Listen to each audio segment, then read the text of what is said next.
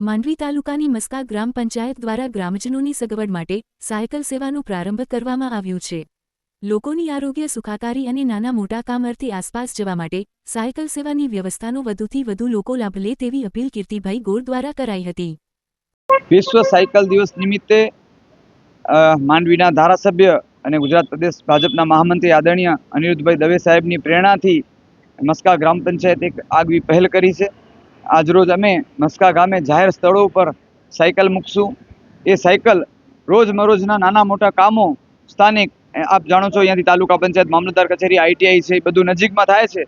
ગામના પણ જે સસ્તા અનાજની દુકાન છે કે વગેરે વગેરે આરોગ્ય કેન્દ્ર છે, જ્યાં નાના મોટા કામો પતાવવા માટે ગ્રામજનોને સાયકલનો વધારે ઉપયોગ કરવા માટે એક વિનંતી સાથે આ પહેલ કરવામાં આવી છે કે લોકો ભાઈ વાહનનો ઉપયોગ ઓછો કરી અને સાયકલનો ઉપયોગ કરે તો એક પ્રદૂષણ પણ ઘટશે।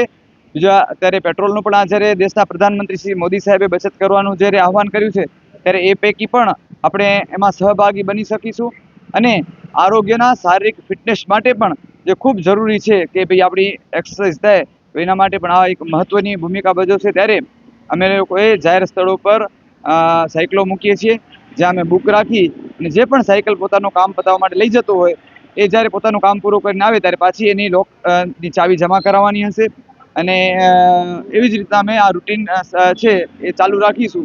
આ એક અમે આગવી પહેલ કરી છે જે માંડવી સાયકલિંગ ગ્રુપ છે એનામાંથી પણ અમને ખૂબ પ્રેરણા મળી છે। આદરણીય વિનયભાઈ છે, જુગલભાઈ છે, અમારા ડૉક્ટર્સ મિત્રો ઘણા બધા છે, તો એ બધા દરરોજ સાયકલિંગ કરતા હોય છે।